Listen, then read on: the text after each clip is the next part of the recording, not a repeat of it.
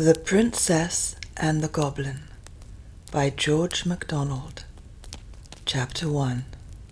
Why the Princess has a story about her. There was once a little princess whose father was king over a great country full of mountains and valleys. His palace was built upon one of the mountains and was very grand and beautiful.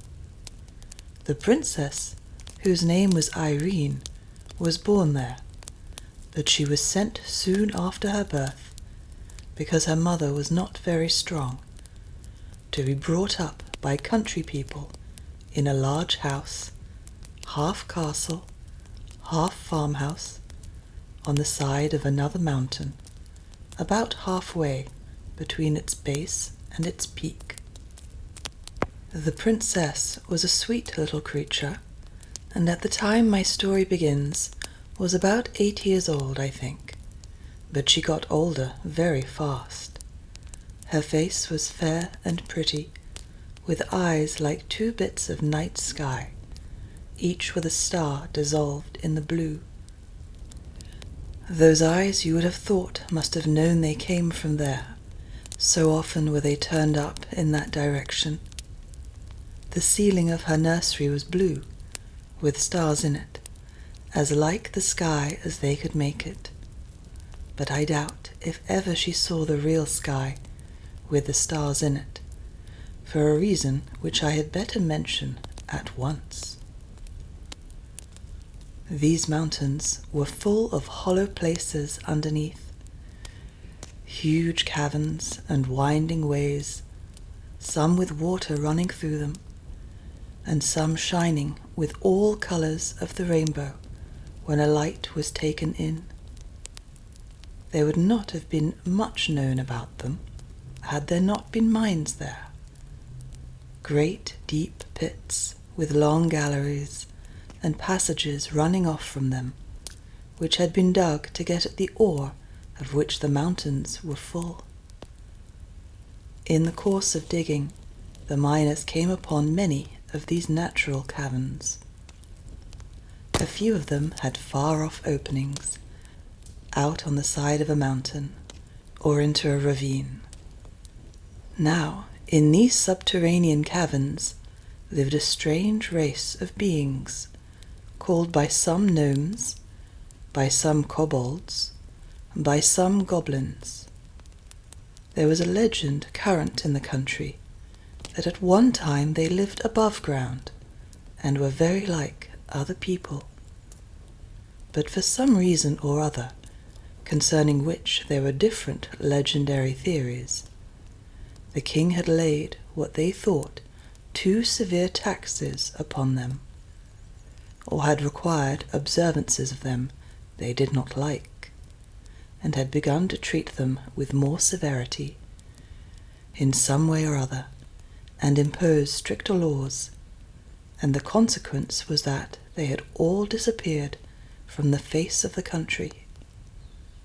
According to the legend, however, instead of going to some other country, they had all taken refuge in the subterranean caverns, whence they never came out but at night, and then seldom showed themselves in any numbers, and never to many people at once. It was only in the least frequented and most difficult parts of the mountains that they were said to gather, even at night in the open air. Those who had caught sight of any of them said that they had greatly altered in the course of generations, and no wonder, seeing they lived away from the sun, in cold and wet and dark places. They were now not ordinarily ugly, but either absolutely hideous or ludicrously grotesque, both in face and form. There was no invention, they said, of the most lawless imagination expressed by pen or pencil that could surpass the extravagance of their appearance. But I suspect those who said so had mistaken some of their animal companions for the goblins themselves, of which more by and by. The goblins themselves were not so far removed from the human as such a description would imply, and as they grew misshapen in body, they had grown in knowledge and cleverness, and now were able to do things no mortal could see the possibility of. But as they grew in cunning, they grew in mischief, and their great delight was in every way they could think of to annoy the people who lived in the open-air story above them. They had enough of affection left for each other to preserve them from being absolutely cruel for cruelty's sake to those that came in their way, but still they so heartily cherished the ancestral grudge against those who occupied their former possessions, and especially against the descendants of the king who had caused their expulsion, that they sought every opportunity of tormenting them in ways that were as odd as their inventors. And although dwarfed and misshapen, they had strength equal to their cunning. In the process of time, they had got a king and a government of their own, whose chief business, beyond their own simple affairs, was to devise trouble for their neighbours. It will now be pretty evident why the little princess had never seen the sky at night. They were too much afraid of the goblins to let her out of the house, even in company with ever so many attendants, and they had good reason, as we shall see by and by. Chapter 2. The Princess Loses Herself. I have said that the Princess Irene was about 8 years old when my story begins, and this is how it begins. One very wet day, when the mountain was covered with mist, which was constantly gathering itself together into raindrops and pouring down on the roofs of the great old house, whence it fell in a fringe of water from the eaves all round it, the princess could not, of course, go out.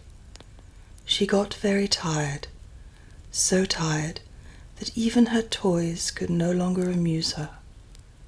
You would wonder at that, if I had time to describe to you one half of the toys she had. But then you wouldn't have the toys themselves, and that makes all the difference. You can't get tired of a thing before you have it. It was a picture, though, worth seeing. The princess sitting in the nursery with the sky ceiling over her head, at a great table covered with her toys. If the artist would like to draw this, I should advise him not to meddle with the toys. I am afraid of attempting to describe them, and I think he had better not try to draw them. He had better not. He can do 1,000 things I can't, but I don't think he could draw those toys. No man could better make the princess herself than he could, though, leaning with her back bowed into the back of her chair, her head hanging down, and her hands in her lap, very miserable, as she would say herself, not even knowing what she would like, except it were to go out and get thoroughly wet and catch a particularly nice cold, and have to go to bed and take gruel. The next moment after you see her sitting there, her nurse goes out of the room. Even that is a change, and the princess wakes up a little and looks about her. Then she tumbles off her chair and runs out of the door, not the same door the nurse went out of, which opened at the foot of a curious old stair of worm-eaten oak, which looked as if never anyone had set foot upon it. She had once before been up 6 steps, and that was sufficient reason, in such a day, for trying to find out what was at the top of it. Up and up she ran, such a long way it seemed to her, until she came to the top of the 3rd flight. There she found the landing was the end of a long passage. Into this she ran. It was full of doors on each side. There were so many that she did not care to open any, but ran on to the end, where she turned into another passage, also full of doors. When she had turned twice more, and still saw doors and only doors about her, she began to get frightened. It was so silent, and all those doors must hide rooms with nobody in them. That was dreadful. Also the rain made a great trampling noise on the roof. She turned and started at full speed, her little footsteps echoing through the sounds of the rain, back for the stairs and her safe nursery. So she thought, but she had lost herself long ago.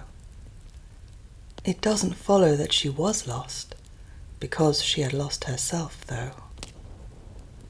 She ran for some distance, turned several times, and then began to be afraid. Very soon she was sure that she had lost the way back. Rooms everywhere, and no stair. Her little heart beat as fast as her little feet ran, and a lump of tears was growing in her throat.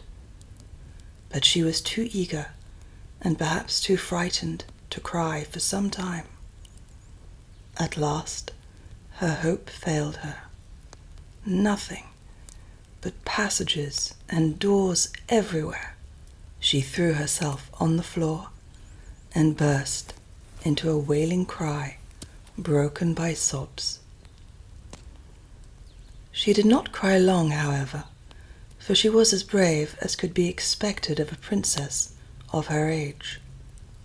After a good cry, she got up and brushed the dust from her frock. Oh, what old dust it was! Then she wiped her eyes with her hands, for princesses don't always have their handkerchiefs in their pockets, any more than some other little girls I know of. Next, like a true princess, she resolved on going wisely to work to find her way back. She would walk through the passages and look in every direction for the stair. This she did, but without success. She went over the same ground again and again, without knowing it, for the passages and doors were all alike.